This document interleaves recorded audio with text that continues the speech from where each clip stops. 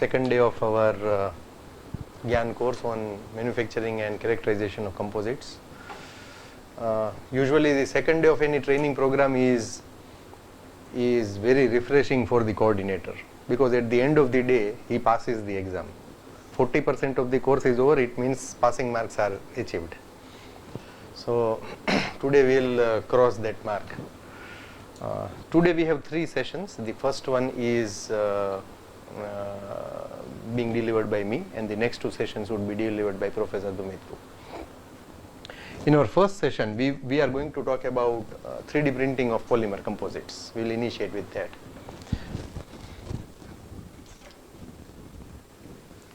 So I would like to first introduce about the 3D printing process, and then move to the 3D printing process for composites, followed by various strategies by which we can carry out this process. Some of them would be our results, some of them would be the results which I borrowed from some researchers. So first, how do we make things? To initiate, how do we make things, and what is the scope of 3D printing in present day? Industry 4.0 is a buzzword, so it has 3D printing as one of its major constituent. So how it gets applied today? We know about the subtractive processes. In case of subtractive processes, what we do is we remove material, something like this. Okay, especially when we move in the southern part of our country, what we see is we will see numerous artistic structures which are being carved. You remove the material and create something. I am not going to talk about the exact applications right now in these slides where we use our workshop. The second way of making things is by using forming process. So we may use forming processes like vacuum forming, say for example.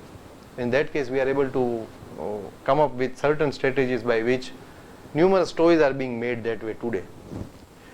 The other one is casting. You have some liquid and you put it in a mold and get a product, something like this. And the latest one is the additive process. All the 3 examples which I quoted, all of them can be made by additive. You can make, you can carve statues, you can make toys, and yes, it is used in food industry, especially cakes and chocolates. So ASTM defines 3D printing or say additive manufacturing as the process for fabrication of objects. How? Through the deposition of a material. What do you use? By using a print head or a nozzle or any suitable other printing technology. So this is how we make it. I will not go into more of its details because we know. But the thing is, 3D printing has a marked advantage as compared to subtractive manufacturing in 2 ways. The first advantage is, which is the most suitable advantage for us, because in machining we lose at least 30% of the material. Okay, you buy steel at 500-600 rupees per kg, and whatever waste you have, they hardly give you 10-20-30 rupees per kg. So that 30% of the material that is wasted in machining, minimum 30%, that is altogether that wastage can be avoided by using additive manufacturing process. And the other advantage is the design. More complex designs you incorporate in any of our strategies for subtractive processes, our cost goes on increasing. So for standard, initially simple designs if we take, then our cost of conventional manufacturing process is less as compared to additive manufacturing. But as the design goes on increasing, we just want to cut a simple, this is what I talk to my students, the simplest example is we want to make a tool, a circular tool for EDM with a 10 mm diameter. Immediately the person will ask, sir, what is the tolerance you need? So if I say I need, it's fine, 50 microns is fine, he'll quote something. And if I ask him, no, I want a tolerance of 5 microns, so he'll charge at least 3 times this amount. So as the complexity or as the requirements in our design go on increasing, the cost associated with it also goes on increasing. But as compared to that, there are certain complex designs. Okay, it is very difficult for us to make an inverted tapered hole by any of our conventional processes. So there are designs where probably we are not able to work well with the existing processes, but irrespective of that, you use additive manufacturing for anything, the cost associated with it remains the same. Yes, there can be a design engineer who will charge you more, but as far as the process is concerned, as far as the working is concerned, the cost does not change. What is the reason? The reason is a very simple reason. Whatever complex thing you want to print, but when you are printing, it is only printing a 2D layer. So at a time, the process only works in 2D. It keeps on creating layers, and that gives us the beauty of the 3D structure. But at a time, what it has to do is only print a 2D layer. So the process that way becomes very simple, in spite of it having the capability to create any design that you can think of. So because of these two reasons, you reduce the wastage and you eliminate the cost associated with the complexity of design. These two by themselves make the additive manufacturing a very promising process. Today, the only limitations that we have is still the powder that we use into these processes are not open source for many of the major brands, number one. And because of that, they are charged exorbitantly high. So once we start having more of people making from, say, countries like India, so the cost associated with the powders will also go on reducing. DRDO has few funding opportunities for preparing the powders for 3D printing with a specific alloy. So that way the scope will become enormous once we are able to bring the cost of raw material down. Where do we use 3D printing? We use it for conceptual prototyping. We make prototypes. You will be able to see most of this in the lab today. So conceptual prototyping, we have been using it since the time it was brought into limelight. But we majorly use it for tooling purposes today. We fabricate the patterns, we fabricate the molds for investment casting, for sand casting, and in that way that can be used for preparing molds for VARTM process also. So that tooling requirements of the processes is being catered by 3D printing. Why that benefits? Because the cost and the time that is invested in making dies, any new die, is totally eliminated. You create design, print it, task is done. Within few hours you will be able to get it. Whereas in case of our conventional methods, for any new die that we require, we need a long lead time for that. So for tooling, this has got applications to add. These are the images of the task which is being done by one of our student who has a startup based in Ahmedabad. He is exclusively working for 3D printing in the casting industry. We can also build functional parts. Some of this I'll come back in the later part of our discussion today. And this is used for mass customization. So customized part and mass production in a way are opposite to each other, but you combine them together.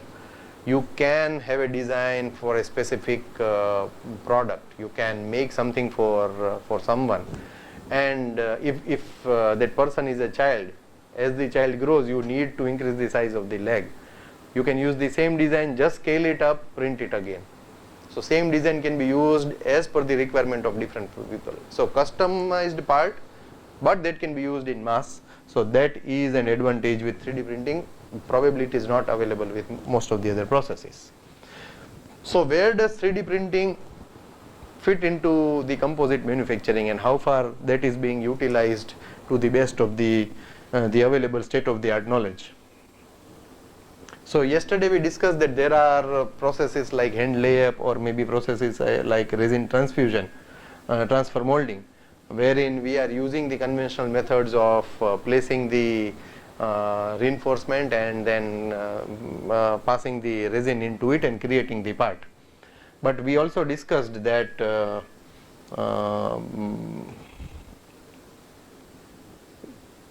these processes require heavy post processing. We need to go for more curing, we need to go for finishing at the later stage, and this also is very labor intensive process.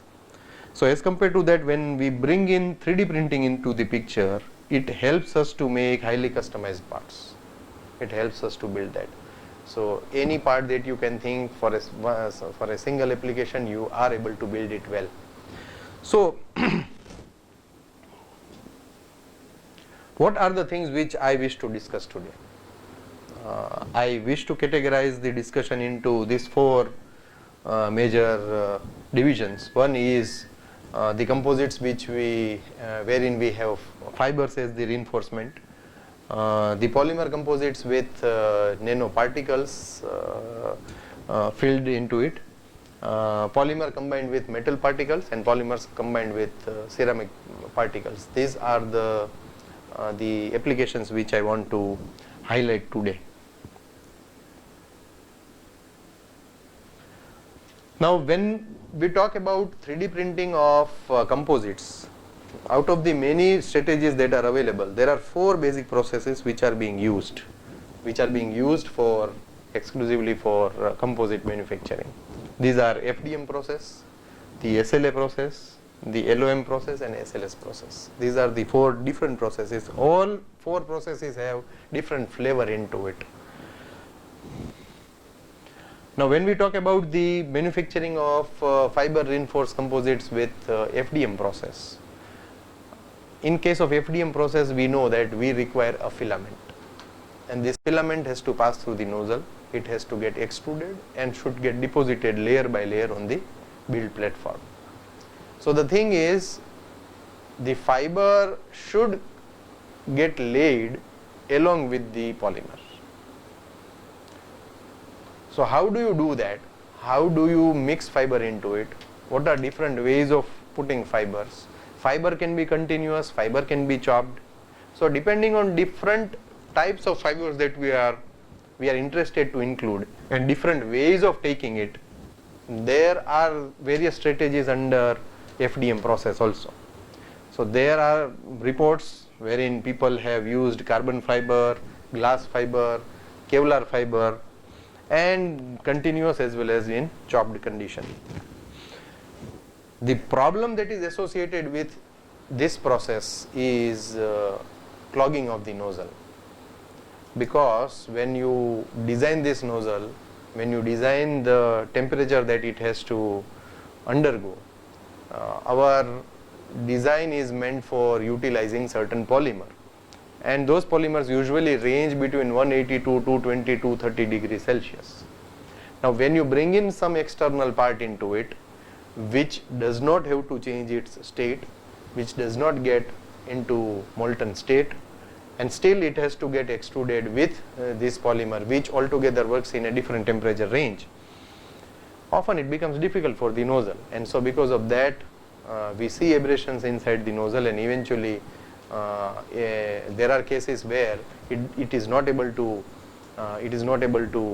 extrude these external components into the polymers. That results into the clogging of these nozzles.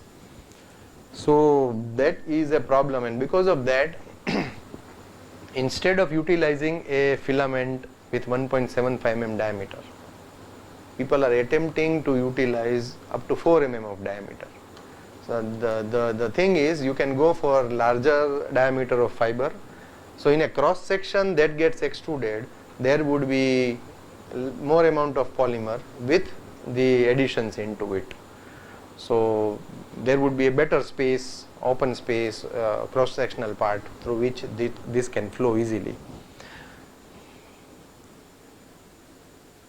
Now when I talk about the SLA process, in case of SLA, in general it is photopolymerization process. So in photopolymerization process, what we do is we use a resin which gets cured under the effect of light.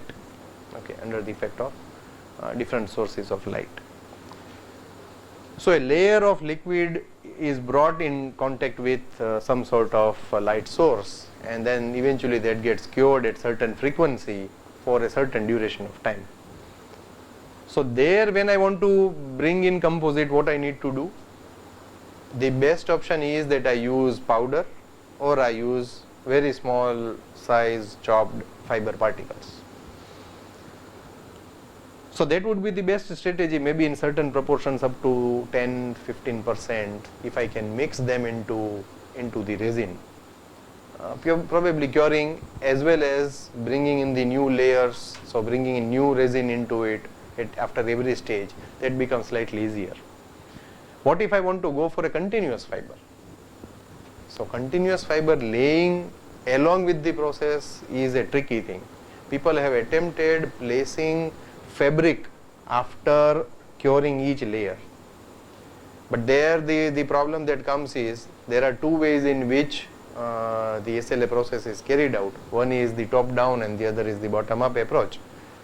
So the thing is, if you want to put up this continuous fiber as a separate entity in between two layers when they get cured, then naturally the build platform has to be placed in such a way that after each curing cycle it moves downwards. Okay, there is another strategy wherein you have the build platform fitted on the spindle and it is brought upwards. So the part gets printed at the bottom, and this is how it comes up. Now if this is the strategy, it is not possible for us to place the fabric, but if it is this strategy, after every layer you can stop the process, you can place a very thin layer of fabric, and then you can pass the resin into it, and then you can cure it. Eventually it has not turned out to be a viable process. So SLA for continuous fibers is not a good option, which has been reported. But what you can do is you can go for powders, you can go for chopped fibers. That is a better way of doing the process.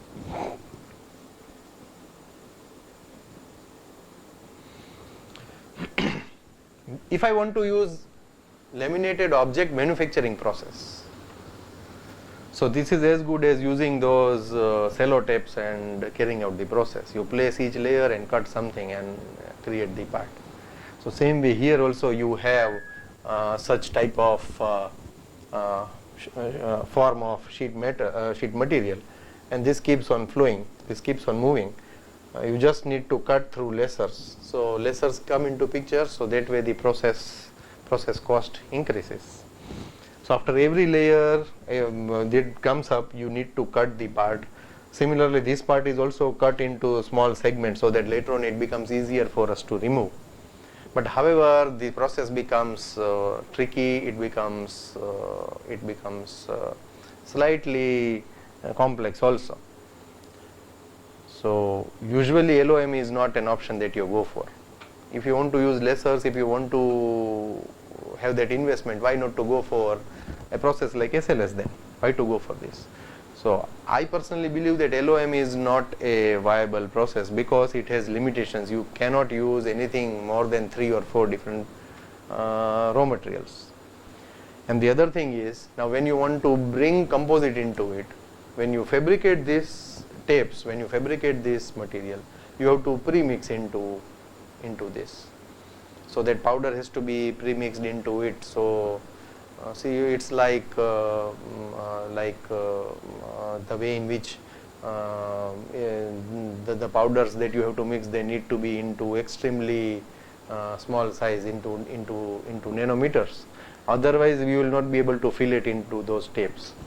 So people have attempted, but I don't know.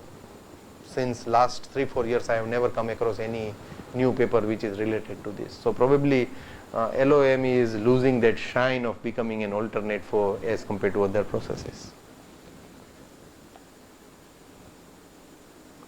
And the fourth process is selective laser sintering process. So in case of SLS, you know what we do is we we have two different powder particles and they are fused together. They do not lose their individual identity, they get fused together. In case of SLM, we need to melt them so that they mix into each other, but here they only fuse together. So there is a good scope. You can have similar size of fiber particles. You can mix them evenly into some metal or polymer powder, and then you start curing it. So this gets blended into it, and you can create a part. So usually polyamide and polystyrene are the materials. So those are the materials which we generally do not tend to use in FDM process, wherein we prefer ABS or PLA or at the most nylon as the raw material. So when you want to go for other materials, maybe SLS is a better option, wherein you can mix up certain layers of fibers into it, certain proportion of fiber particles into it. Again, using continuous fiber in this case is not a viable option. So here also you need to go for chopped fibers or powder of the fibers. So as such, based on this discussion of 4 processes, I believe that FDM is a better option, because therein there are ways in which you can use continuous fiber, there are ways in which you can use chopped fibers. So this is a process which is cheaper than any of the other processes which I discussed, and it's easier to use, and the thing is, you are able to make a choice of the way you want to use the fiber. Do you want to use it as a continuous fiber, or you want to use it as chopped fiber? So in both the cases it is possible. However, there are certain other good options available with the other processes, but because of the sheer investment that is involved into them, they do not become a better option than the FDM process as far as the continuous fibers are concerned. Okay, so few advantages and disadvantages. I'll focus more on the FDM because that is what I am going to discuss. So as I said, cost is less, easy to fabricate the parts, and you are always able to modify the print head the way you want to use the print head. If you want to change the diameter of the nozzles, those things are easy. Even there are machines available now wherein if you wish to have a second extruder, then that is also possible. You can easily manipulate the machine. Of course, it has to be open source machine in most of the cases, wherein it becomes easier. But layer by layer effect, the staircase effect that inherently comes in FDM process is a limitation, and there are ways to overcome it, but maybe that is not scope of our present discussion. Nozzle clogging is another issue which I had discussed a while before. Porosity is a problem when we are using these FDM parts, because those layers get laid side by side and they are basically, theoretically they are circular in cross section, which eventually become elliptical.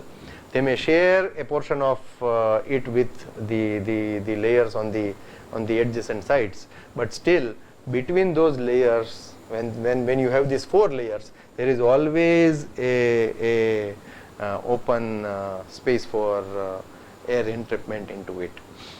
So that is a problem. That problem can be effectively utilized in making it a strength of the part by choosing appropriate pattern and choosing appropriate density into it, infill density and infill pattern. So when you choose certain patterns, you invariably want to have some open space in between.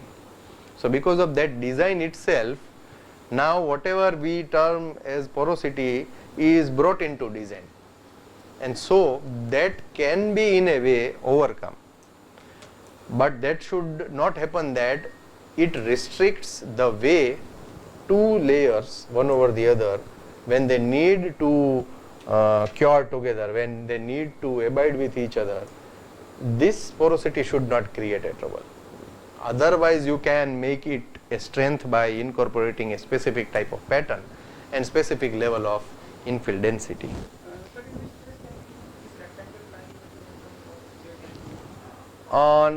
Usually I haven't seen people using rectangular or square nozzles, because when the filament that you have is basically circular in cross section, and so when you want it to get extruded, naturally it becomes easier for the filament also to occupy that space. So nozzle also usually has 1.75 mm diameter, and filaments are also 1.75 mm diameter. So theoretically there is no space in between, so it gets extruded well. It's a way in which we use the toothpaste. So when this gets extruded, it comes out exactly with the same dimension of the opening of the toothpaste, and usually we don't see toothpaste also with square cross section, right? So so probably because of the filament design, I believe that it has to be circular in cross section. Though there are advantages of this processes, you get very good resolution with SLA. You can go as small as 10 microns of a layer thickness with this. But the thing is, because you want to use a powder into it, then that powder has to be lesser than 10 microns in size to have a resolution of 10 microns. Otherwise powder will not fit in a layer. So often these advantages are negated when you compare it with utilizing the composites particles, fiber particles to be mixed into it.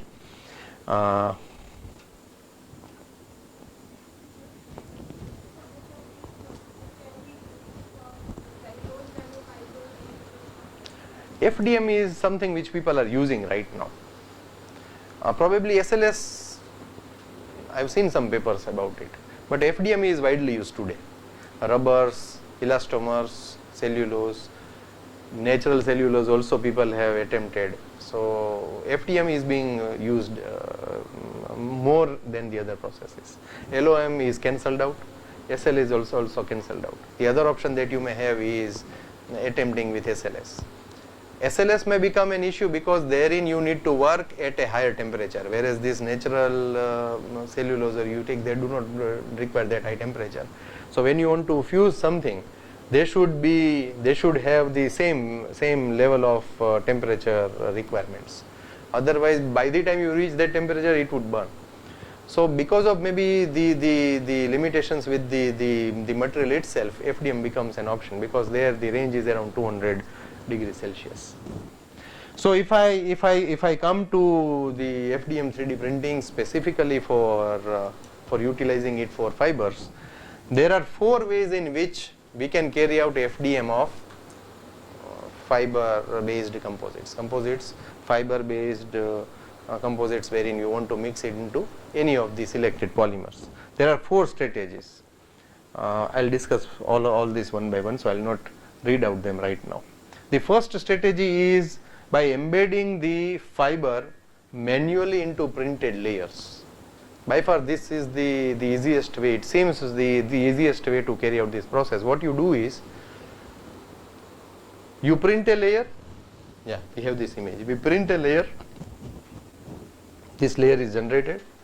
On the layer, immediately after printing it, you place the fibers. So naturally it can be continuous fiber, or if you want to place the chopped fibers, it would be arranged randomly, and then immediately you start printing the next layer of it. So when you place this in between 2 layers, this would get entrapped between 2 layers, and by doing it at specific interval of layers, maybe you will not try within each layers, but you will try to put it in between certain number of layers. So after doing that, this particular group of researchers, what they have tried to do is, they have tried to find out what is the effect of post heating of these parts. So that part is made and then it is especially cured in an oven, and this is what is observed.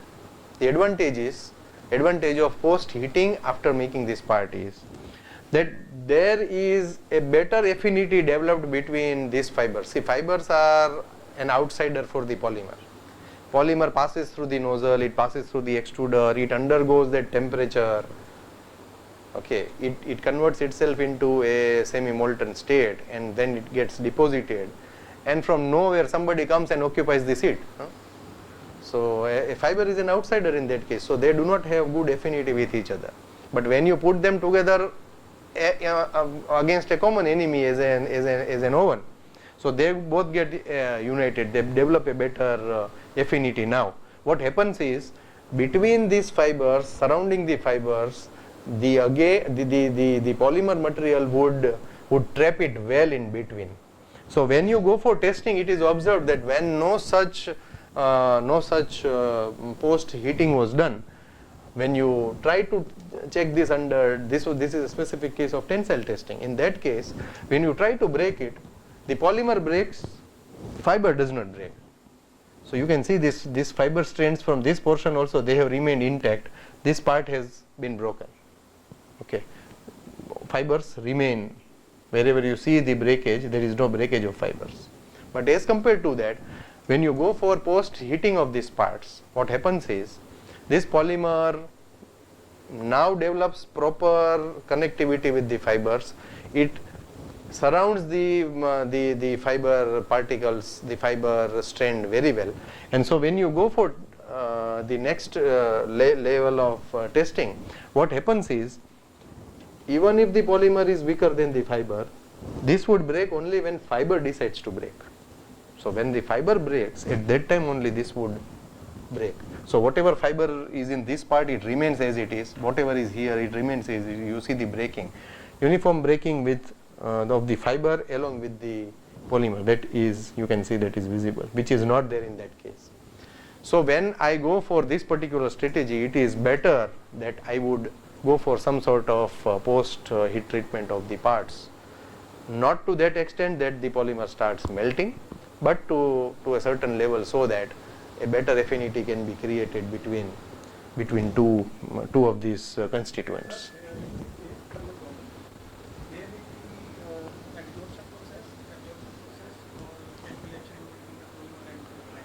I don't believe there would be any chemical action between them, because you need some metals some ions to get into some chemical reaction. So naturally chemical action, I believe, may not be something happening over there. This is already a polymer, so polymerization is not something that may happen. If they are monomers, and then if you try to do it, say in case of resin, wherein you have the monomers, so there is a reaction going on, wherein it gets into polymerization process in presence of light. So there might be some reaction that may happen, but in FDM probably that does not happen. You do not reach to the melting temperature of the polymers, so that is avoided. Fiber by itself is a very strong entity, so it does not allow something to pass through it. So it will not absorb the polymer into it. But a very good layer, a cover of polymer happens around the fiber, and that happens to such an extent because you have either many particles of the chopped fibers, or you have these continuous fibers together, wherein because of the covering of this polymer around it, it then becomes very difficult to separate them at a time. So the polymer does not only have to get separated from the fiber, and then it also has to break. So by that time the fiber also, when you are pulling it, you are putting it under tension, then the load would reach to such an extent that even fiber is going to break. So there the breaking happens together. Otherwise polymer would have initiated the process of deformation quite before the fiber undergoes that. But when the breaking happens, they break together. That is what the observation is. So chemical action, yes, probably we have to cancel it out. Similarly, absorption of the polymer inside the fiber, that also may not be happening. So only thing that happens is that they decide to reach certain level of strength where they can cope up with this external load, and they would fail together. Okay. So in a way, the fiber helps the polymer to withstand the external load. Okay. In that way, that is how we can put it up.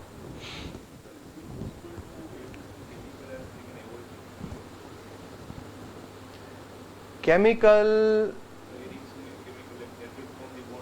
I have come across one paper wherein what they have tried to do is they used chopped carbon fiber.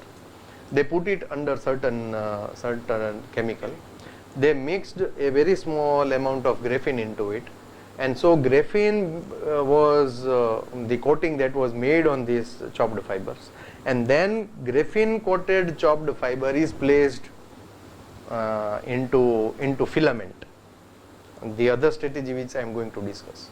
So you can mix fiber into filament and into granules and then prepare a filament with fibers into it. But there is a case where they have used certain chemicals and created coating of graphene on these fibers and then used that coated fibers into the extrusion process. But after making a filament, probably that is not possible. If you want to mix certain additives, you want to mix certain filaments, the right strategy would be to do it when you are making the filament, when you are extruding the filament. So with the granules it is easier for us to mix certain proportion. I'll discuss about one such case in coming slides, wherein you are mixing something into it. But later on, there are also papers wherein people have coated a filament. There are people who have coated different pigments to give different colors to the part. So your base filament is white and then you have coated it with say brown, black or yellow color, and when you extrude it, how that color, that pigments get dispersed into the printed part, that is also something which people have studied, and I don't know why they have studied the strength part also of such parts. For artistic work that is fine, but for I don't know why strength, but there are reports where people have reported it. Similarly, there are cases where people have tried to cover this filament with say CNT or graphene, but it hasn't produced any better results as far as the strength or other mechanical properties are concerned. But it definitely helps if you are mixing it into along with the granules when you fabricate, when you make the filament. It really works. How difficult is this? They'll show you. they'll show you. It's the difficulty is not the process, but difficulty lies in properly deciding some mixing agents into it. Not about the extruder. I am talking about this placing the fiber manually in between layers. I believe that is going to be very tricky, because you will have to be prepared with a specific size of the fibers. Once you print the layer, immediately you have to stop the machine and place it, and the machine should have capability that where you stop it should start from that point only. One of our machine has that capability, but that is not meant for polymers, that is meant for ceramics or clays. So it depends upon machine and it depends upon how far. Maybe you need two people to work simultaneously to stop, control the machine as well as place it. It is not a better option than the other options that we have. If you try to say that this is better to use only when the hand layer process is that polymer cannot be used in the hand layer process, because if the polymer can be hand laid up, it is better to use that process, right? Because this can have much more control over the yes, that is true, but then Layer thickness you can control. no, not only layer thickness, but you will be able to, the other thing is between these layers of reinforcement you can have, between these different layers of say fibers, say you can, out of say 120 layers, you can have 10 layers first of polymer, then place one layer of fiber, then again you have 20 layers of polymer, then you have one layer of fiber. That is possible. However, it may not be possible in that hand layup. But sir, there will be many materials which hand layup we just cannot do, right? Because they are not in the liquid form or resin form. But Yeah, but comparing hand layup directly with FDM would be not a good comparison. But 3D printing and hand layup you can make a comparison wherein what are the the relative pros and cons into it. So how many papers are there? Like, how As far as this how process, is this method? as far as this process is concerned, I found this 4 papers which are really good. Technically they are good and they are into good journals. There are many more papers, but we may usually ignore considering them. Not that popular.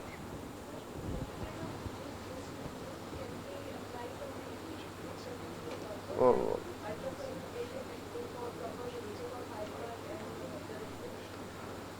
Uh, it is slightly a different domain which you are addressing. When we are talking about FDM, so naturally resin does not come into it. And here, because you have a layer that is built, and on that layer you are pressing the fibers manually. So I don't think ultrasonification would help. It would help when you are using a resin based process, when you are mixing powder into it, and then you want to evenly disperse that powders, the chopped fibers into it, then definitely that becomes a very good option. But as far as this is concerned, probably it is not going to help.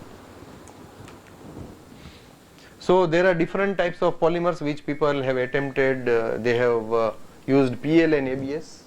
These are the two materials which I could find, combined with carbon fibers, and they observed and they have reported a vast range of tensile strength. So their parametric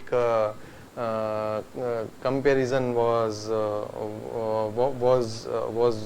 reported, wherein they come up with different ranges of strength. So somebody has reported, say for example ABS, that can be compared, wherein someone has observed 48 megapascal. So the same group, when they worked with when they reported some values, there are people who have also reported a different range of strength. Similarly, you can see similar type of range has been reported by within PLA and carbon. So these are the most common materials for FDM process, PLA as well as ABS, and that is what people have attempted. But probably it should give you better results when you have used for say post heat treatment of the parts. The another process is embedding the fibers prior to injection. So this is the exact word from one of the research papers. So it's slightly misleading how you mix it before injection. Means when the filament gets into the nozzle, before that you mix into it. But what it wants to convey is you want to mix these fibers into the filament. So you want to have a filament with fibers into it, or you can say a fiber polymer filament, composite filament. So the best way is that you mix the granules of polymer with the chopped fibers. These are carbon fibers, and you carry out the extrusion, you make the filaments, and you print it. These are some of our own images, but there is a very good flow of activity that is reported recently by a group of researchers. So this is meant for glass fibers. You go for preheating of these glass fibers, and then you go through the extruder process. In the extruder process, it will pass, and it will result into a filament. In this filament, what you are doing is you are mixing when it passes through the extruder. You are mixing the particles of the fibers along with it. That can also be done for mixing the nanoparticles also, and then you carry out the process and create the filament. This glass fiber plus PLA filament is fabricated, and that is used for printing the parts. You make testing samples and you go for testing of it. So this becomes a usual process. One thing that I have observed is, see, we have two different extruders with us. One has a capacity of extruding 10 kg in an hour, and the other has a capability of going for as low as 150-200 grams of the material. So for us, making a filament which is 500 grams to 1000 grams almost serves our purpose. But then extruding 10 kg of a material at a time, either you should have a market for it or you should be able to use it. So for research purpose, huge machines are not a good option. We have tried to extrude. So if you want to extrude say 10 kg of PLA and you just want to mix 1 gram of CNT into it, so 1% of CNT into it, so just assume how much CNT you require in 10 kg, 1000 grams, so 10 grams, So 100 grams of CNT you require when you want to print, and it costs you say 70,000-80,000 rupees per kg. So your basic requirement would also be in few thousands, and then that entire process, to set that process in motion, takes 6 hours of time to set all the temperatures. So initially we expected that we will be using that machine for demonstration purpose every semester, but to keep it ready to demonstrate it to 20 people, I need 10 people to work on it for 6 to 8 hours. So for industrial purpose that is a good option, but for demonstration or laboratory or research purpose, huge machines are like white elephants. They are very difficult to maintain and difficult to run the show. But then in that comparison, you also have those machines today which are able to extrude very small quantity of materials. So such machines are something which are very much beneficial if you want to create a composite filament. And but then, as somebody asked, say, sir, just put up question, it becomes very much crucial to decide what additives you want to add into it and in what proportion. In one of the case, I have in our session, I have specifically asked them to create a filament which becomes brittle in some time. So you extrude, you get a good filament, and after 15 minutes it becomes brittle. After 2 hours it becomes brittle. So we still are working out what proportion of additive should be mixed into it, but what we are doing is we only extrude 200 grams, we only extrude 150 grams, we only extrude 250 grams as per our requirement, and before the filament gets brittle we print. So I have asked them to show such example also during our session, wherein the filament breaks, we get there, but still we are working on it. Director Saab is helping us in deciding the right proportion, but still we are working on it. Reinforcement? Yes. With reinforcement, that is a bigger problem. Then normal PLA ABS extrusion also this Yeah, in ABS this comes as a problem. In PLA it is not that big problem, but with ABS that is a problem. We have certain materials which we add, but still we are trial and error. We are working on it. What should be the proportion? Actually, places higher humidity, the problem is. Yeah, places like yours and mine are such places where we have yes that is a difficulty. You said that we can also have nano particles mirrors. Yes. How do you mix it? That's Okay, I'm going to come to that case also. So at that time we'll discuss that. Okay. So here is an interesting observation. When you create composites, when you mix certain fibers into it. This is a case where somebody has studied mixing 30% of carbon fibers into ABS. Filament is made with 30% of carbon fiber, and that filament is used for printing. So what is their observation? When you use a neat ABS, probably this is the value of the strength that you get. And when you mix 30% carbon fiber into it, this substantially increases, the strength rises to some other value, and this strength value is even better than aluminum 6061. 30% carbon fiber in ABS.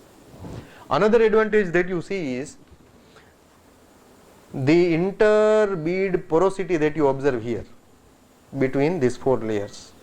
It ranges in the size of 100 microns.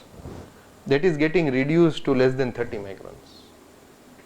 Why? The space is occupied by the fiber. So that way, because of this also, the strength is increasing. So carbon fiber, 30% carbon fiber in ABS is helping us to increase the strength substantially, which is comparable with the strength of aluminum 6061. So semi-imaging you measure the Probably, I'm not sure how they measure, but for these dimensions you will need to go with the SEM only. I believe vision system may not be that much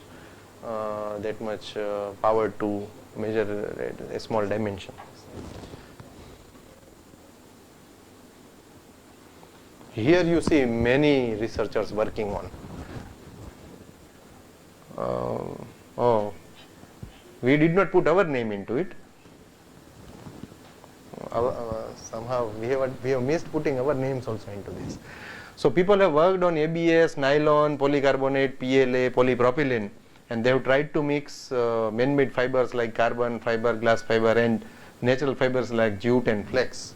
And see, you can see this ranges from 2014, 2003 even, 2014, majorly 15, and up to recent times. Some of our papers, yes, in the next time I missed it, I'll put our papers also into it. So up to 2023 also, people have reported the improvement in the strength by mixing different types of fibers with the polymer prior to making the filament. So filament becomes the composite filament. Last 5 to 10 years, so many people are working on these composites. So is there any empirical relationship people have put certain standard composites so that they will get the good quality and they can be comparable, or they can be manufactured? See, that can be used in the industry, that equations for at least getting certain quality. there are papers where people put up empirical correlations, but then reporting 50 or 100 results and then putting an equation is not a good option. Like some body they might have given based on Standardization and creating the database of 3D printing is something which has been taken up. It is being done by ASM right now. That is being done under ASTM also, but still you do not have those standards. Right now the standards that we use for polymer 3D printing are those standards which are meant for usual polymer manufacturing process. When we use those standards to make for specific composites, those are the standards which are meant for regular processes for fabricating composites, not for 3D printed composites. So right now we do not have that particular standards. normal composites. Normal composites you have, and you use those standards for 3D printed composites also. Preliminary information at least you will get. Yes. Probably that should become the base for creating the standards, but that is being taken up right now. Maybe in due course of time we may be having standards for 3D printed composites, 3D printing of polymer, 3D printing of metals. So if I may add, it's a very good point for discussion. Some companies will give standard filaments, vacuum sealed filaments which you can use. But this has become major point of differentiation in businesses. So they create their proprietary materials and they will not share it. So that is an area which is kind of... Yeah, till the time they wish to encash, that will not come under proper certification. They'll add one small thing which is different, but Yeah. they will not tell you what it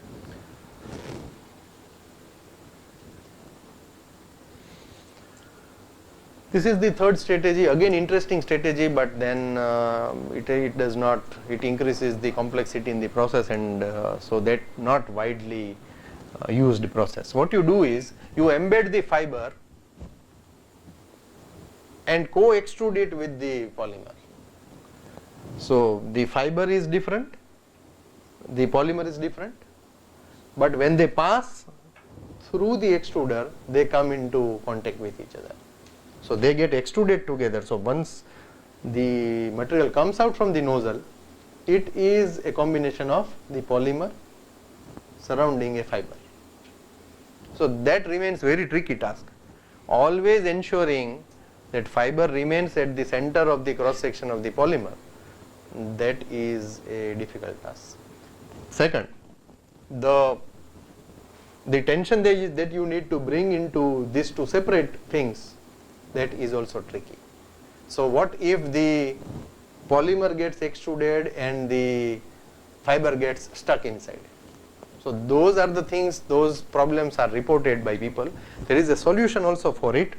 But people are attempting it. There are few people who have attempted it.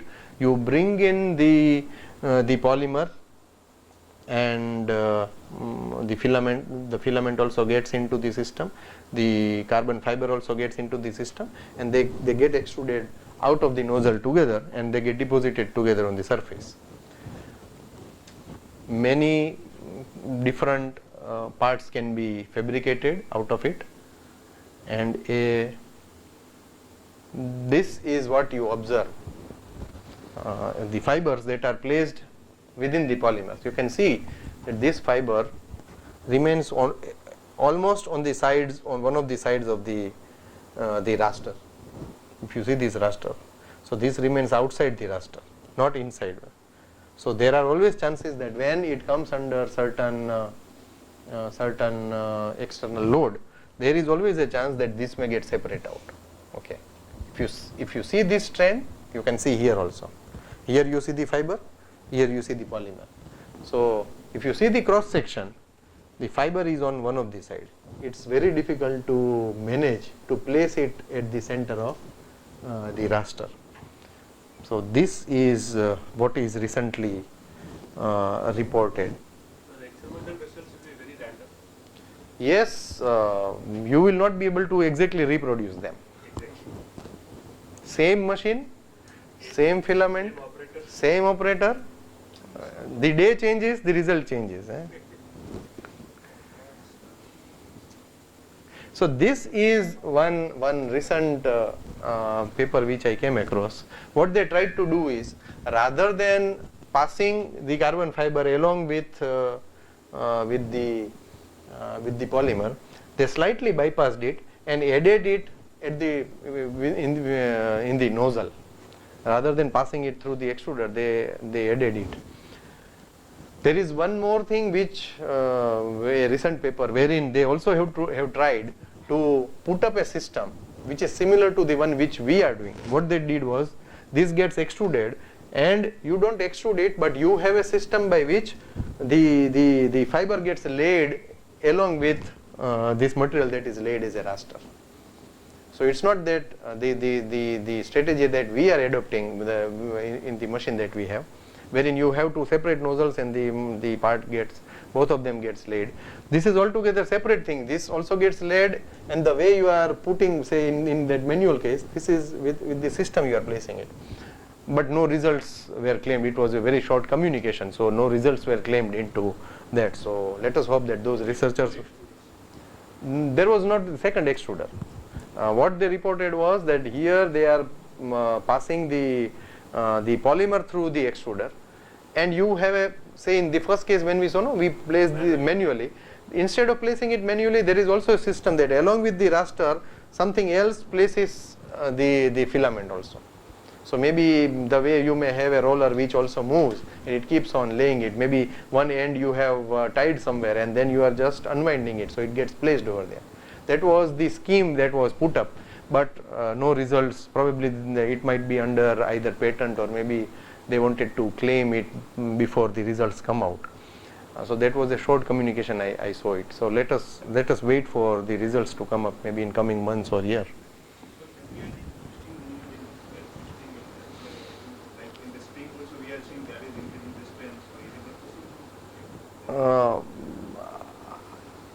Theoretically, yes, that is interesting, but then doing it would, doing it even,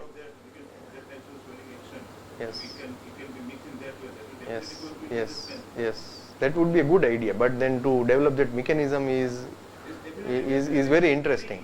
That is an interesting task. Maybe some startups can take up developing such strategies.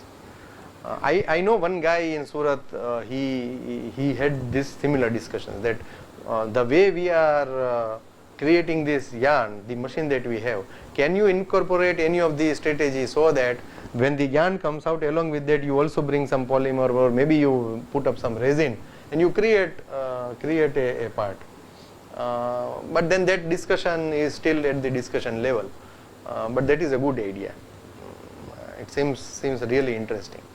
Mechanism, if that can be developed the way you are discussing, then that will come up with a good new product, and it will also supplement the existing available technologies in the textile industry. I'll discuss this again with Mantra also. They are working under ministry. They can take up some project. So here also, when we are carrying out the fibers passing through the injector along with the polymer, there are people who have worked with different polymers like PLA and PCL, and they have reported results with few natural fibers and some man-made fibers. Now this is the strategy which I am interested to discuss. Here what happens is, you have two different nozzles. Both nozzles have their own programming. They work on their own program, but those two programs are embedded in such a way that the fiber and the polymer gets laid together. Okay. So you have separate extruders. One extrudes the polymer, the other extrudes the fiber. But that extrusion happens simultaneously in such a way that wherever, as per your design, say if there are 10 rasters and out of those 10, 4 are going to be fibers, then the 6 would be your polymer and 4 would be your fibers.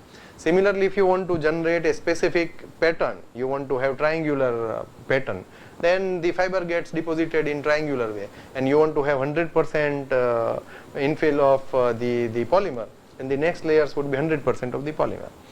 So depending on what design we fix up, that is possible. As such, there are international players into it, but now local players are also gearing up and coming up with similar solutions. Of course, they may not be as sophisticated as the international brands, but they are able to demonstrate the process well and come up with reasonably good quality of parts.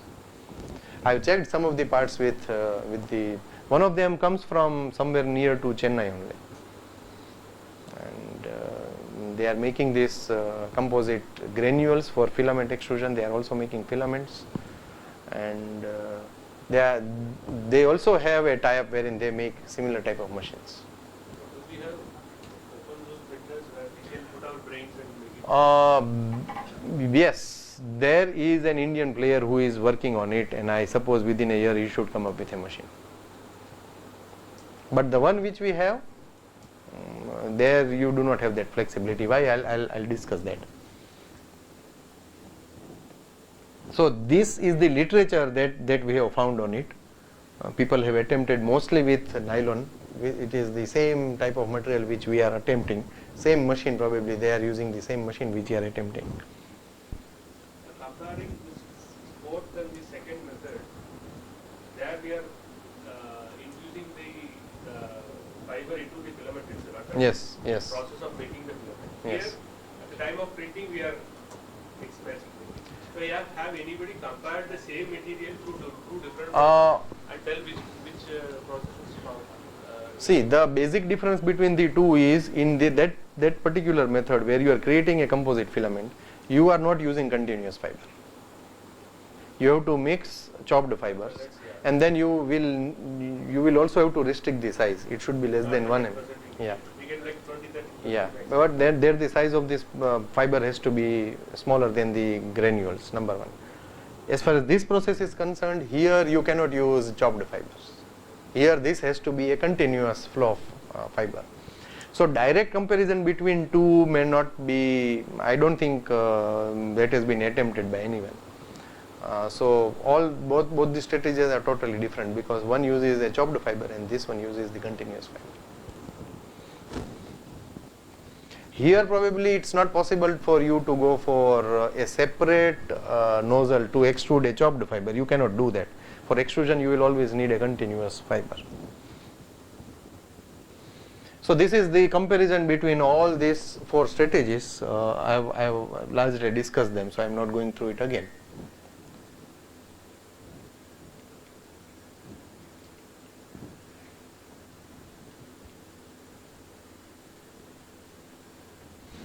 So this is the machine that we are using. Mark Forged Mark II is the machine that we have. It is very sophisticated machine. It is very good machine. Only problem is it is not open source.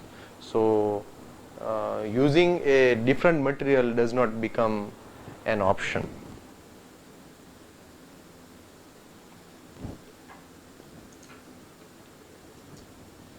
So here the thing is you have two different nozzles. One nozzle is for the polymer, the other one is for the fiber. So you have a polymer nozzle and you have a brass nozzle for extruding the fiber. They are separate nozzles and they use the material separately. You can have an option wherein in a single layer you can have both the materials, but what happens is, depending on the strategy, depending on the design that you have decided, if the content of fiber is more, it will put up fiber, and in the rest of the portion it will put up the polymer. So one layer at a time they will build, but the thing is both will not extrude together. So is the fiber in this case some resin coated, or how does it bond with the layer? Because the layer would have cooled by the time you are laying the fiber, right? The polymer would have cooled. No, there is no resin, there is no such coating on it. But how does that happen is... It's like PLA material, sir.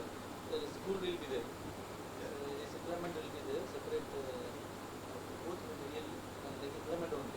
Right. So first layer will be, first 5 layer will be putting one fiber, another 5 layer will be another fiber. So like that it is printing. No, but In between it is 5 layers will be one fiber, another 5 layers will be another. That is clear, but the question is how does the fiber get attached with the polymer? Because it can easily come out, right? No, it won't come out, sir. It does not come out. That's what. So why doesn't it come out? That is a good question. Why?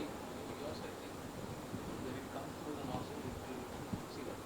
Can go to the previous one. Don't the more, sir. Previous one. There is a spool you show.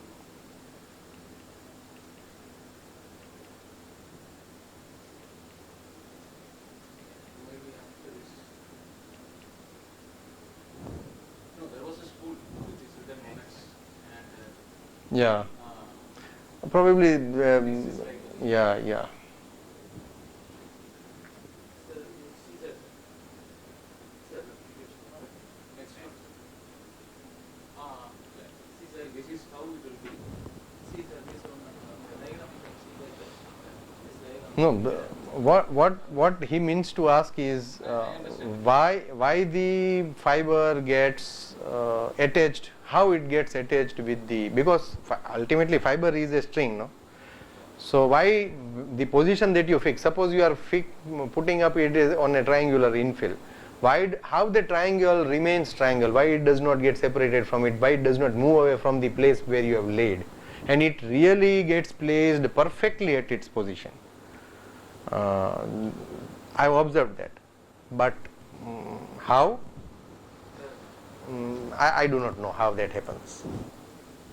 So we are using these two filaments. One is Maybe that is why it's a closed source. Maybe that's what it is. I believe the cost part that is associated with the material may be the real source of inspiration behind making it a closed source. Can I answer? Yes, please. Actually, first layer assume that they are using a nylon element.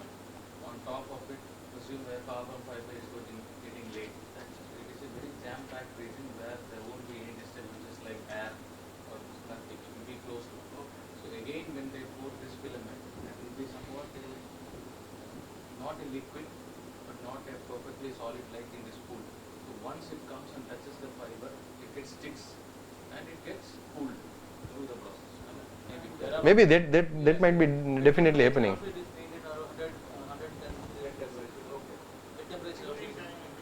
PLA, I think PLA it is around 200. Yes. What is for nylon and non-extrusion? We what time temperature we said? 190 to 200, right? 210, 220, 270. Up to 270 it goes. Yeah. So we are going for a higher temperature, and if we are able to maintain that temperature, so the material will wait to become solid. It will wait for a fiber to come, and then okay, आगे चलो अब solid हो जाता है. Because this seems to be a really great process for continuous fiber delivery. Yes, and it really is printing well. The machine is really very good. If you selected a triangular pattern, it places the fiber perfectly in that defined triangle. Yes. What about that warping? Yeah, it happens. In some case it happens. I think I'll discuss that in our lab session. Sir, there is no any washing issue. Smooth surface it is not. It is very smooth surface compared to other products. Yeah, but sometimes it still happens. The first few layers they get warped. That is the issue of setup. Yes, probably yes. But it may not be the problem with the machine, but it may be the problem with the environment, Yes. with the temperature that is being set initially and maybe at the later stage. Compared to other PM. Yeah, this machine is good. It is giving you very good print. We have been working with few other small scale industries who regularly send their designs. We print parts for them. So naturally, if they might be finding it useful, then and then they might be getting it done. So yes, this is a good machine. Only problem is it is not open source. Raw material you have to buy from them. That is, yeah. So and then that is costly. That is a problem. Buying from them is not a problem, but it is very. Huh? Yes. Yes. Yes. But why that is an issue? I cannot. Yes. Yes. Maybe that discussion we can have during lab session. Yeah. Yeah. I'll because then we would be changing our scope of discussion. So I'll not. Maybe Jagdish bhai will not appreciate it. So I'm not speaking that in detail. But maybe we can. We can talk about it, the ways of doing that later on maybe.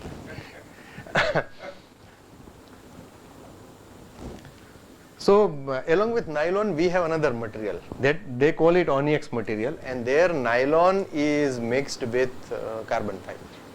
So they already supply a composite filament. Okay, so this particular material already has chopped fibers into it. So now what happens is,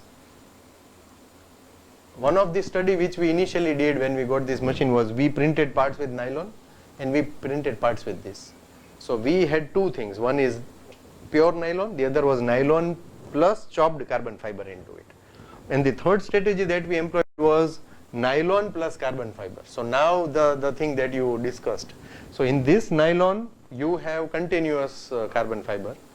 Here when you print only this material, so you already get carbon fiber, chopped carbon fiber into it, and this only nylon means only pure nylon material. So that comparison, but then that publication is delayed, so maybe it has gone to a second journal now, so hopefully that should be out very soon. So these are two matrix material we use. Here there is a possibility to use three different fibers. So we have worked exhaustively. In fact, there are four materials, but we have right now we have worked with these three materials. One is the glass fiber, the other is high strength, high temperature glass fiber, and we have also this time we have also used Kevlar as one of the materials. Carbon fiber is still one thing that, because that is being used for those industrial work, so we haven't focused more on that part yet, but that is what is possible. Now when I use onyx and Kevlar, it means it is a part with nylon plus two different types of fibers. One is carbon fiber, chopped carbon fiber. Now if I want to use onyx plus Kevlar, it means I have continuous Kevlar fiber and chopped carbon fiber.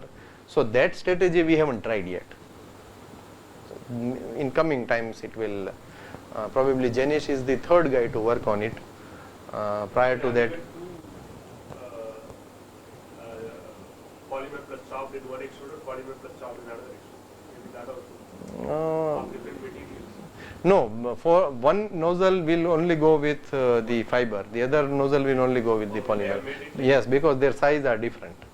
So otherwise that could have been an option, maybe extruding both the polymers at a time. Yes.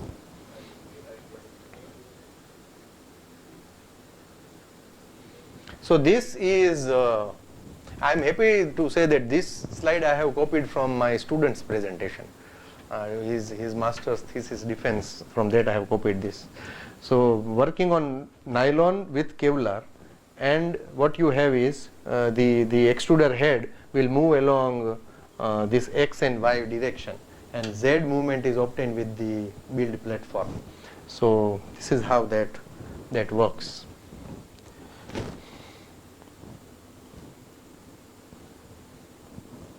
Okay.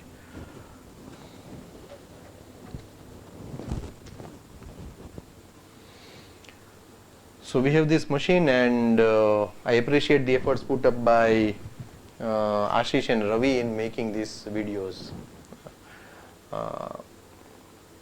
So this is the X and Y movement of the extruder head. This is the feeding mechanism. So you see that one comes out of it, the other comes out from here, and the polymer part and the nylon part gets into it.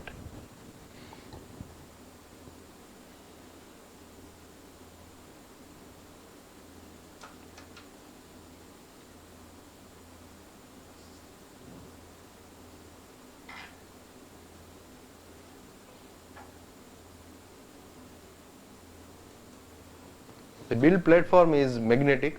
It easily gets attached and can be easily removed.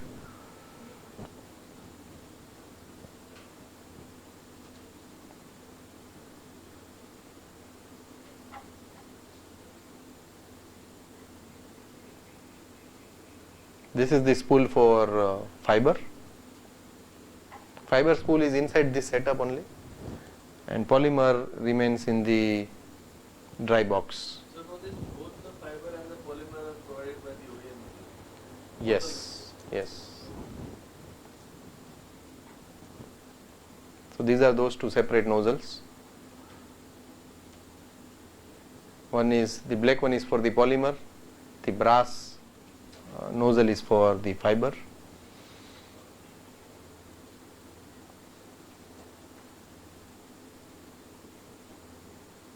So there is separate flow of fiber and separate flow of polymer.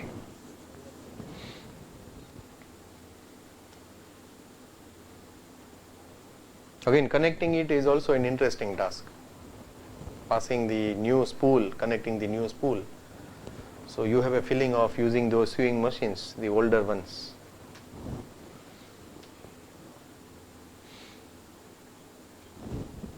I hope I am not restricting your view.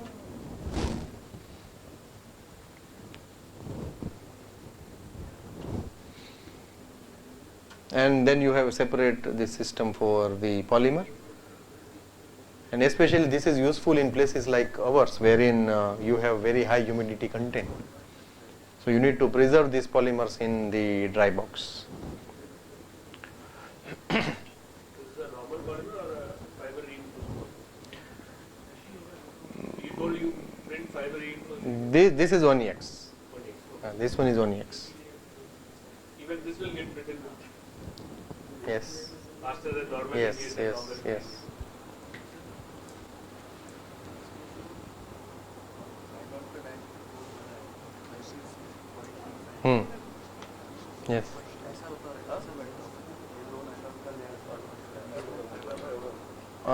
I'll show it that to you.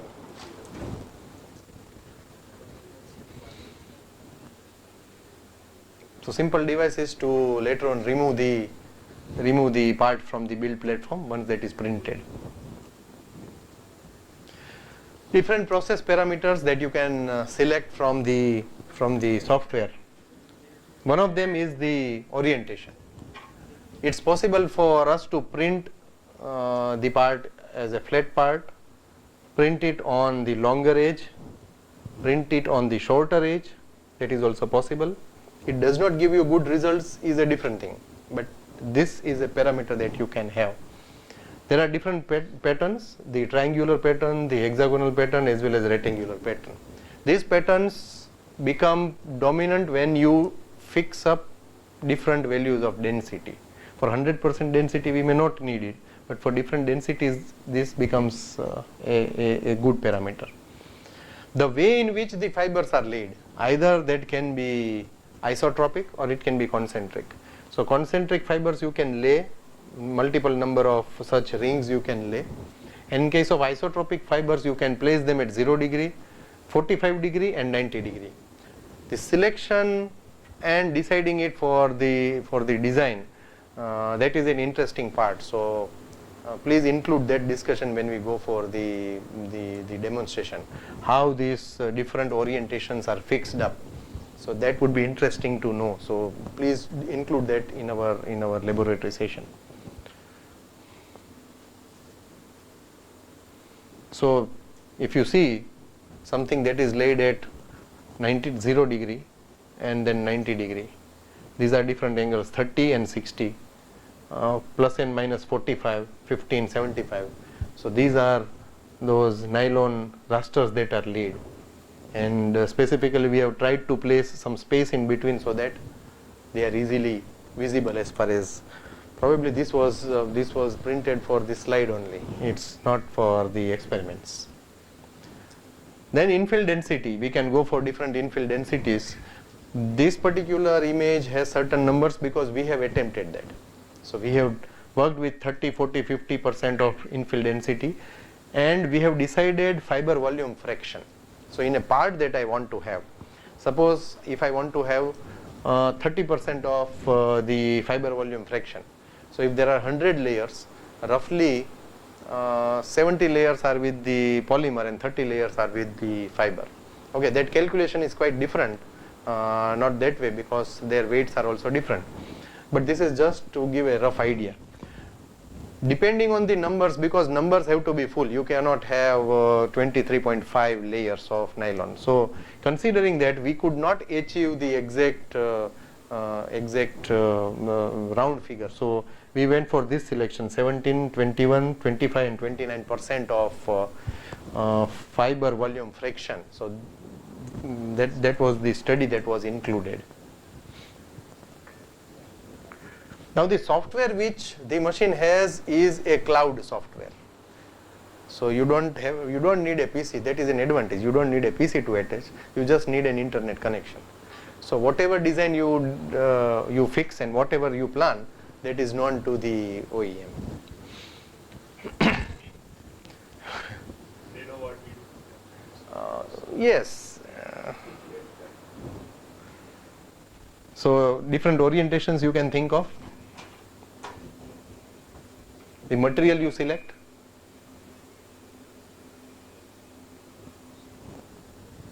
So you make a selection of material. You select the, I suppose it might not be visible. You are selecting the fiber, type of fiber you are selecting. And then you decide the pattern that you want. Triangular pattern is selected. What density you want to send. This is for the pattern that we are selecting. Do we want to have full 100% layers above and below? That is also one selection that we make. The next is about reinforcement. So what number of layers we want to have with the fiber? How do you want to lay it? Is it isotropic or concentric? If I am going for concentric, then I will have to decide how many outer circles I want to generate, walls I want to generate. So all walls, and how many fiber rings, extra fiber rings I want to place, that is also a selection. You make these selections, and once you save it, it will give you details over here. What dimension is a standard dimension, so that is fixed. Again, we are setting the orientation, the angle of laying of the rasters. So it gives me the idea that how much time it is going to take, how much would it cost me, what would be the mass of polymer into it and mass of fiber that would be utilized into it, and it will also recommend by itself based on its data that maybe probably you can change so and so parameter to make it a better part. But if we wish, we can that is a very good flexibility. We are able to ignore those warnings. Otherwise you will not be able to even vary the parameters as your choice. Sir, one very basic question. When we say 30% reinforced, is it by weight or volume? It's by volume. So now each and every layer you can see there are 32 layers, and it is showing me each and every layer right now, the design of each and every layer. Now what happens is, if I want to copy this number of layers, design of these layers, and I want to imitate it within these numbers, that is easy for us to. So you don't need to keep on changing the design every time. You can just modify it into it. So we can group certain number of layers, and we can reproduce, shift that in some other layers also. So in a way, this is a good software.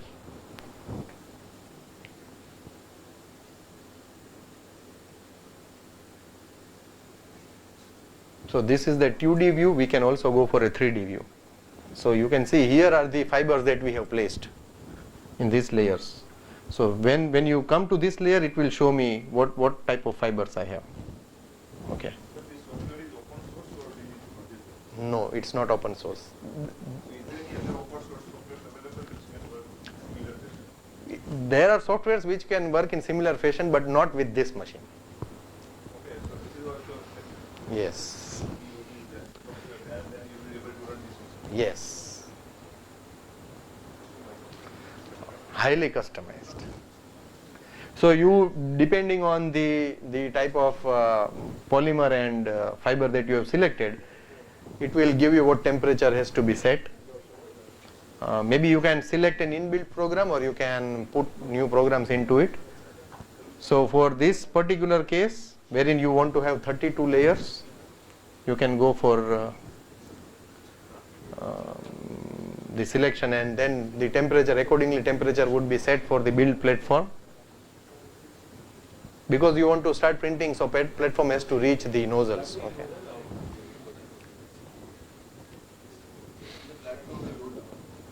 Yes, layer by layer the platform would go down.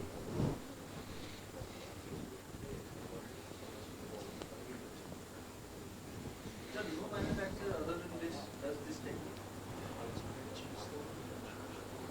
As such, no. There are 3D printing except composite, but normal materials 3D printing manufacturers. Normal? Normal 3D printing machines that can be used for powders, etc. Yes, there are few who are making it. Open source નું ચાલે છે slicing માટેના Yes, programs આવે છે. yes, yes, Like yes, CNC machine we have in there, we can run the program. Yes. Any program you can run. yes, yes, So you would say. yes, yes. We'll show you Right that. now, I think the problem is with this composite manufacturing. Yes, specifically for that. Yes.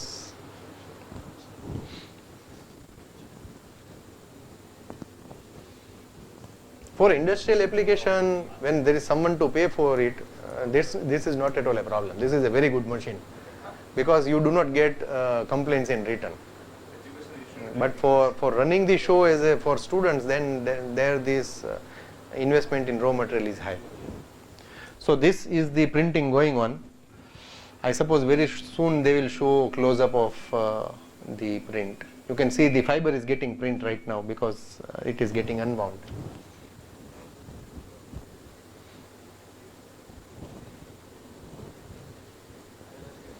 So this is the triangular pattern. This is the fiber that is being laid.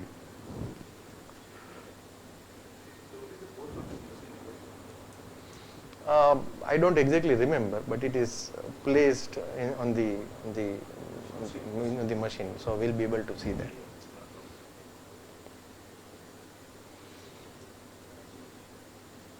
So the part is printed.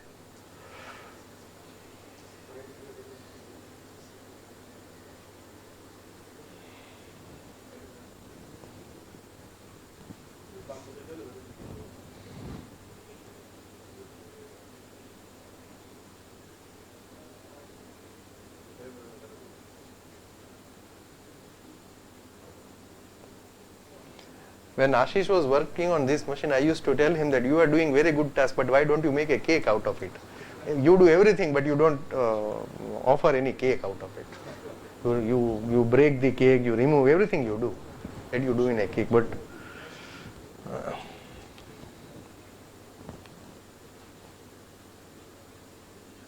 So that is about the process.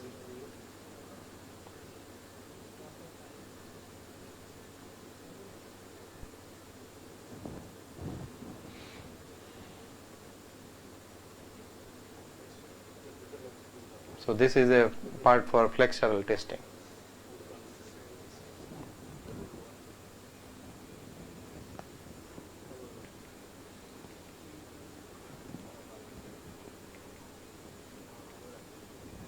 So if you compare this, whatever design you have on a specific layer that really gets printed, you see this particular layer. What you want to have is, are you able to see this minute detail? Okay. So here this yellow color that you see is the fiber and white is the polymer. In reality, that is reverse. The polymer, the fiber is white in color. Wherever you see this fiber, you observe that it has put up in that 45 inclination. Wherever there is blank space, anywhere you see, that comes out to be your onyx material. Even outside layer you see onyx 2 layers, those are visible on the out. After that, immediately there are 2 layers of fiber, so those layers also you see. Even smallest space that is vacant, you see that is being filled with the polymer. So design is exactly reproduced with both the materials in a single layer. So that is the beauty of this particular setup. So whatever number of rings, initially what we tried to understand was, do we need to put up those rings or not? So peripheral outer rings of fibers, there is an option you can go for, or you may avoid going for it. So we tried to check, say for example, when the fiber angle was kept at 0.90, so this particular is a 0.1, and we put up certain number of rings over here. This here you don't have any ring, here you have 5 rings. Similarly, as plus or minus 45 degree, we did not put any fiber ring and we put 5 fiber rings. And what we observed was, when this goes with plus or minus 45 degree inclination, there the number of these rings, say ranging from 0 to 5, that is showing some improvement in the strength. Open hole tensile strength was studied. Whereas in case of 0.90 inclination of the inner design, okay, there when you go for 0.90, it almost shows you similar level of strength. So those fiber rings, because if I add some rings over here, it does not make any difference. It remains at same angle. But when you are placing the fibers at 45 degree, any sort of addition along the direction of loading, that improves the strength. So when you go for plus minus 45 and when you place these rings add strength to the part. So if you want to go for certain infill density, if you want to go for certain type of pattern, strength can be, even if that particular selection saves your material but reduces the strength, adding of these rings will somehow help you to improve the strength of that part. So that is one observation we had. Similarly, we also tried to match the exact size that you see and the features that you see on an open hole tensile specimen. So we tried to just observe how are those laid. So if there are 5 rings over here, yes, they are perfectly laid. Those rings are perfectly laid. So those observations also we made. We also tried to check their dimensional accuracy. I have not put up those data into it, but in one of the publication Ashish has this data placed into it. So the design is perfectly reproduced when you have both the materials at a time in a single layer. When we went for the impact testing of Kevlar fiber with the nylon polymer, we observed there are certain observations which were found, and it was found that mostly the breaking as usual occurred at the notch, but the detailed study that you go for, the parts did not break fully. You could see that there are initiations of delamination at different places, but it did not break. In some cases we also observed that hinge break failure occurs. So in some of the cases we observed that the fiber breaks, and once the fiber breaks, then this part also eventually breaks. So here what happens is, in certain conditions with certain specific combination of infill pattern, infill density, or the selection of the other parameters, what we observe is, if we are able to restrict the breaking of the fiber, we are able to largely restrict the breakage of the part. Whereas once the fiber breaks, there are more chances of failure of the part. When we worked with Kevlar, we found that the way in which the fiber, the way in which fiber is laid, inclination of the fiber, orientation, that plays a major role in the entire setup as compared to the fiber volume fraction, as compared to the infill density, as well as in comparison to the orientation of the polymer. So fiber orientation plays a bigger role as compared to the orientation of the polymer. Now this holds true when you are considering certain infill density. If it is 100% or even close to 100%, these things do not matter, because eventually everything would be filled up. So in such situations, even in these situations, it would be interesting to know what happens when you put up extra rings. So that is something which we did not attempt for extra rings, right? But that is something which can also be a way of checking whether we can improve the strength. So, can you comment on the two processes, one with the continuous fiber which you're showing, and the second process where we are using a composite filament with small randomly oriented fibers, and what are the comparisons which can for both the processes? I do not have that comparison because we haven't. But sir, We have tried to make the filament out of granules which already have fibers into it. In two cases we have been successful in getting good quality of filament. In one case we have failed to get good filament. It did not work. And in one case filament was good, but it could not print because it was too smooth. It was not getting extruded properly. So that is also observation. Very good filament, but it was over good filament. Yeah. So I think they'll show you those such observations in the lab. So now I will quickly move to the other sections, because then we will be running out of time. Now this was about composites with fibers into it. Now I want to talk something about those composites where we are adding certain nanoparticles.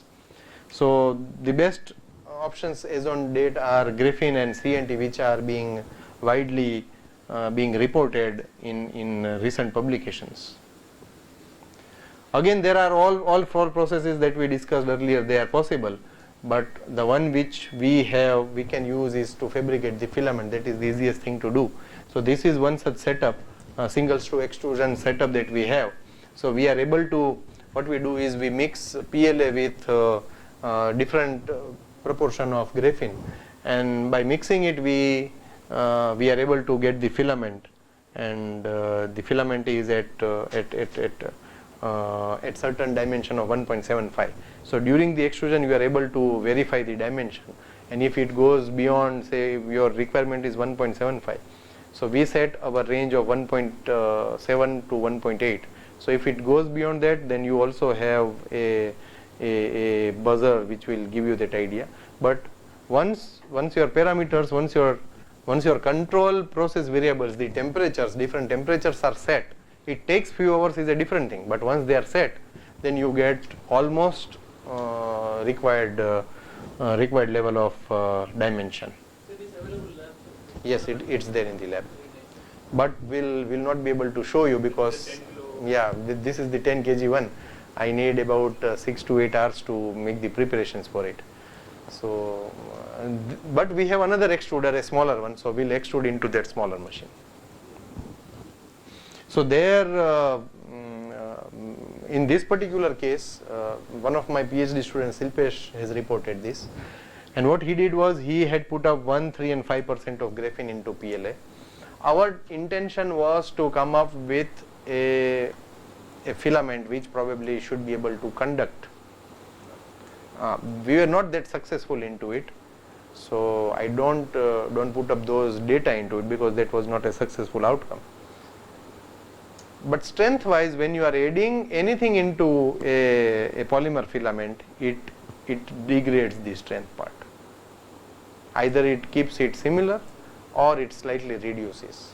That is our observation, be it graphene, be it metal, be it ceramic. In all the cases we have observed that it reduces.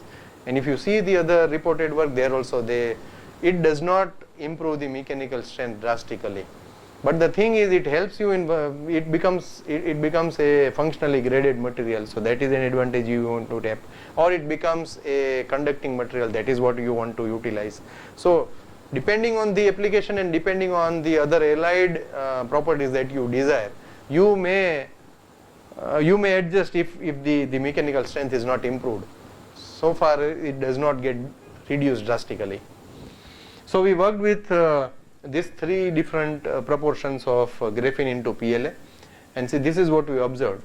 At 1% it is almost similar strength that we get, be it the tensile strength or be it the flexural strength. No graphene is similar to, it has some strength closer with 3% of the graphene. So adding of this is not going to improve, as far as our observations are concerned, it does not improve this mechanical strength. Similar observations are reported by other researchers also. So how did you We use the 3-point bending process, 3-point or 4-point bending on a UTM. Yeah. Are we demonstrating flexural? Okay. So at least you can show the setup for that.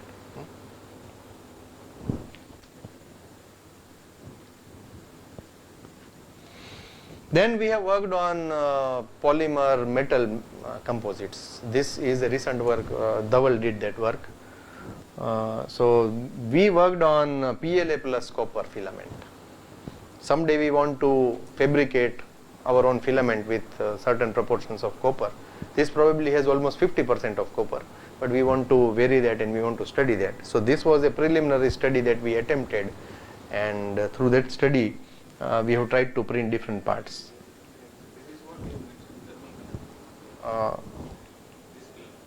This is PLA plus copper. Yeah, we have attempted for mechanical strength right now.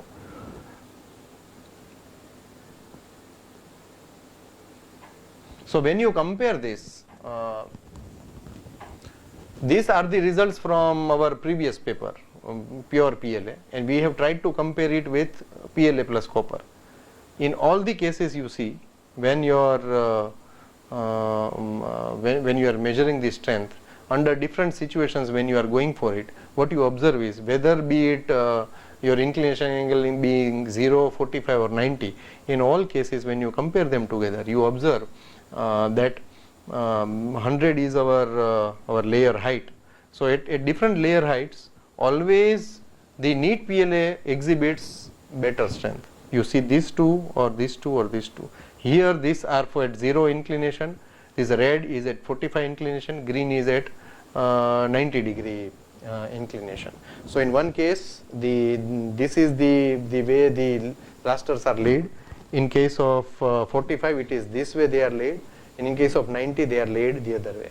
So 45 and 90 they do not exhibit good strength, but PLA, neat PLA at 0 degree always exhibits very good strength, and that strength reduces because of copper, because copper is a powder. So that powder is restricting the strength, the attachment which the polymers should have. This can be improved if we are able to reduce the proportion of copper. So this material has 50% copper.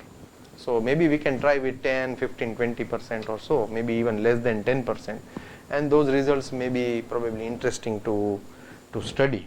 Sir, is there any known use for these materials besides the look that they give?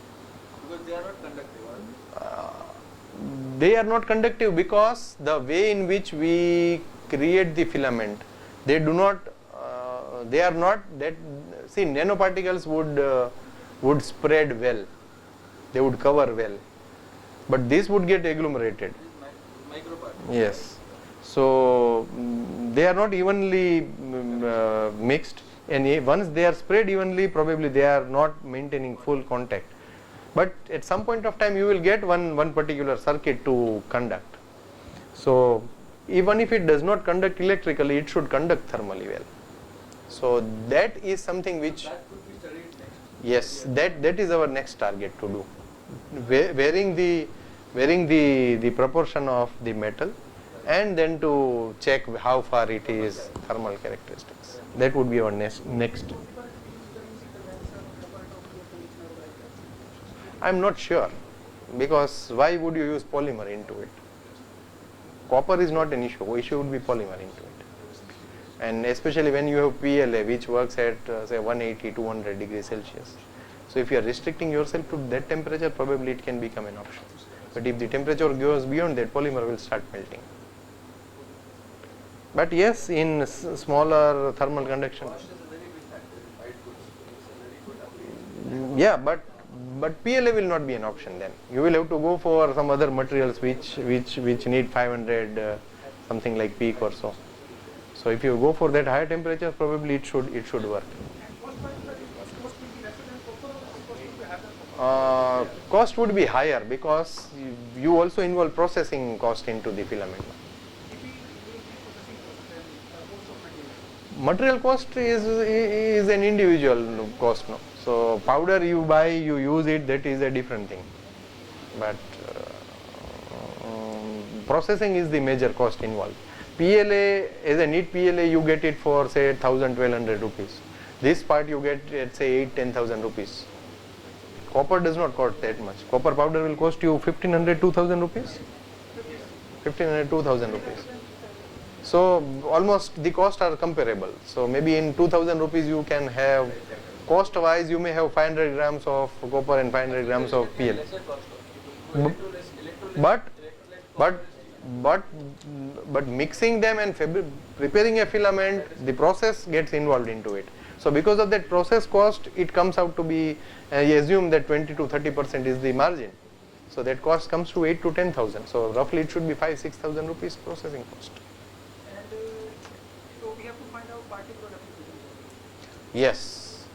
Actually, in some cases, See, what I believe is even if there are certain research where you may not be knowing what application, but your results may take you to certain application.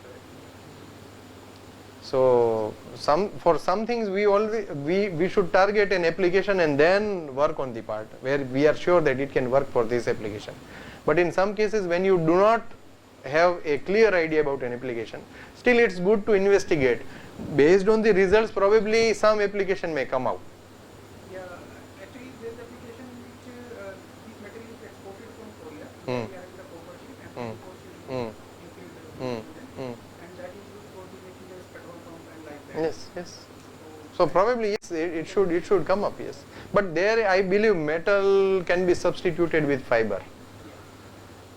Carbon fiber can also go to that high temperature as compared to the other metal particles. So even that also can be ventured. We saw that strength part also it is improving as compared to aluminum. So probably that can also be, and it is easier to make. We also observed for tensile strength head, and this is what we reported for different raster angles. Same data put up in a different perspective.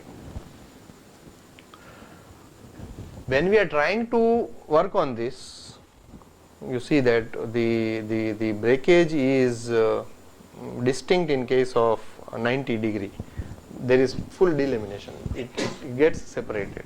When you see it for 0 degree, you see that it is not distinct. It is slightly wavy.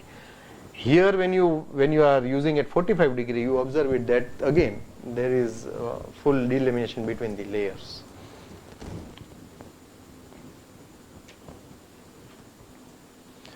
Over and above copper, it is what we are aiming is to also work with iron powder in the next phase. Aluminium is also an option. So this is that experiment that was conducted. This is an open source machine. I think that was gifted by a student to me. He got it from Amazon. 20,000 rupees.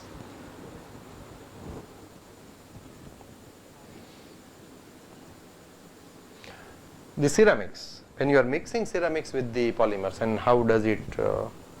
I'll take 5 more minutes beyond my time.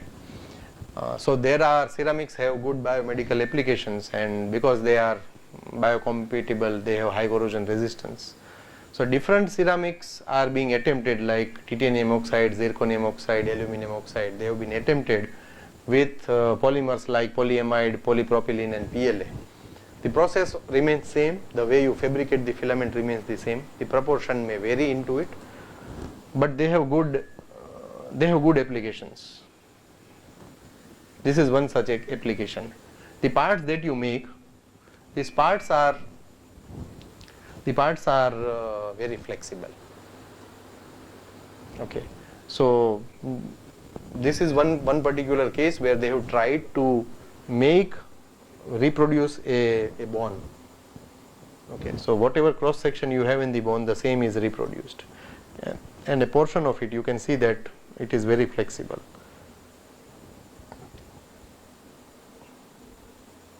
Not only that, but it is also possible for you to check the compression by yourself. Yes. So not only with the machine, you can also attempt it with your finger.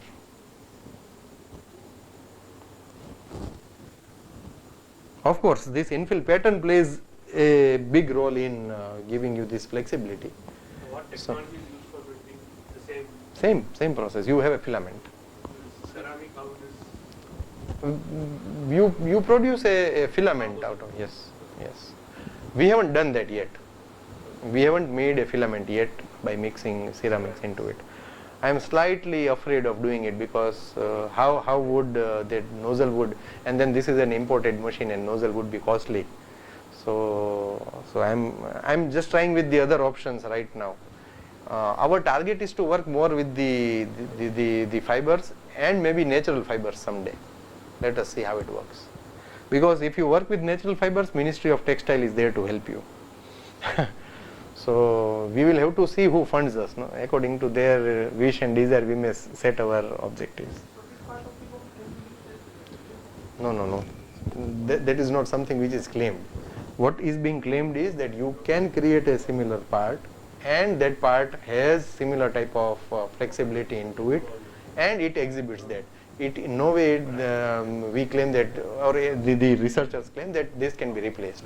But this is an initiation of that study that someday I don't want to put up a titanium rod. Is there an option for me to replace that? So what happens is, if somebody's bone is fully broken and into pieces, multiple pieces, the other bone you can scan and you can create the design and just mirror image you can print, and if that works, that is going to become an option. There are ways in which you must have heard about those, that blade runner. There was a guy in South Africa, I suppose. He did not have one of the legs. So that was carbon fiber printed with this process. But what if you want to place it inside your existing body part? So that is something which people are investigating on. There are, over and above this, there are many other applications. You see, people have attempted mixing. Now here the thing is, this is an SLA based process. In this particular research, the researchers have put up silicon oxide in a resin, and they have tried to create different things. This is a bioceramic scaffold, and a photonic crystal is attempted, hollow turbine blade is attempted, impeller is being made, and then you want to have molds for investment casting, and their dimensions range from 1 to 4 mm. You see, this might be 1 mm, this might be around 2 mm, this may be 4 or 5 mm in length, total length. So small parts as small as our fingertip are being attempted with SLA. SLA you can go for very small dimension, and there people, what they have tried to do is they want to mix silicon oxide into it and see. The results are also available, but I haven't put it into this discussion right now.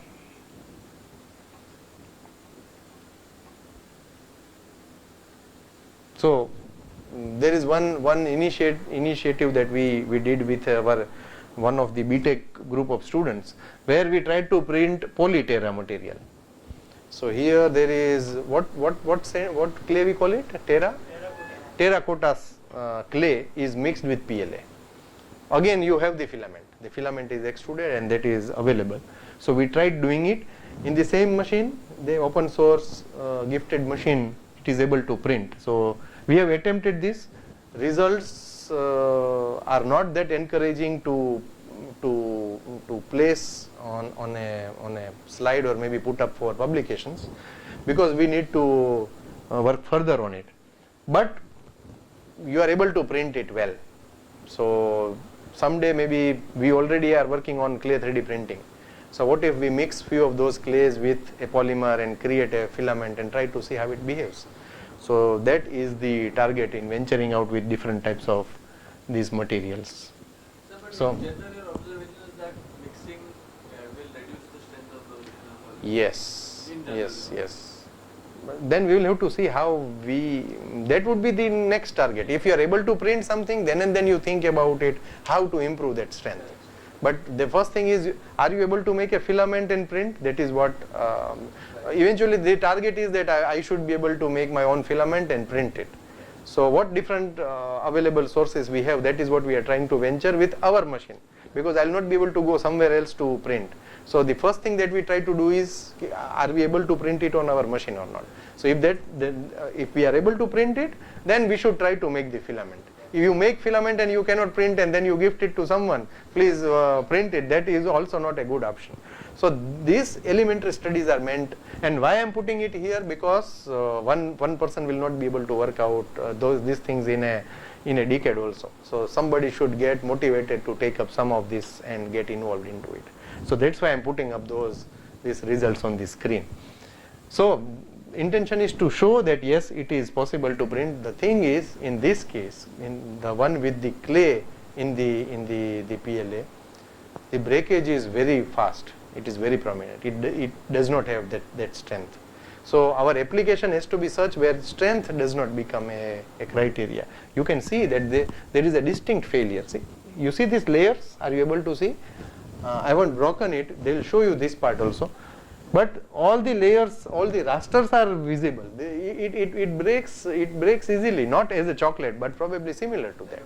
Yes, probably. Okay, and not the biscuit that you put in milk. Huh? So you see these rasters are visible here, right? See this raster.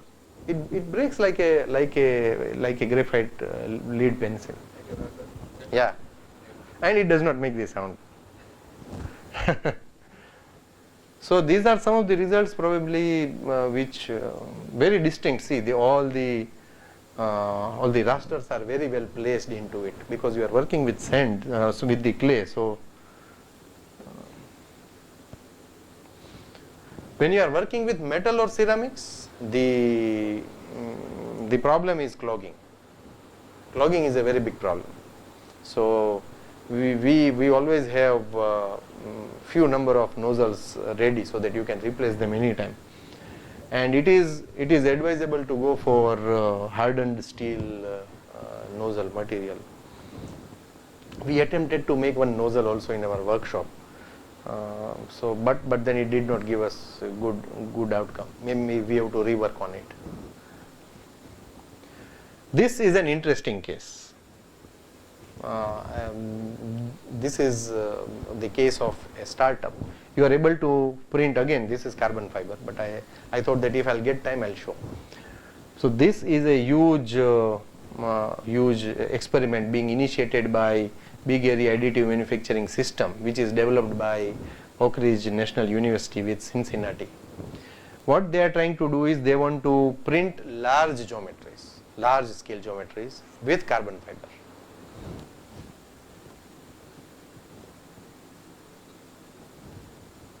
See the persons around, this large scale. Just assume what would be the size of this extruder. Okay. If it works slow, maybe you can sit over there and have your lunch also. Similar example is this one. Local Motors is a startup. What they do is they make the entire body of the electric car. This entire body is printed, single piece.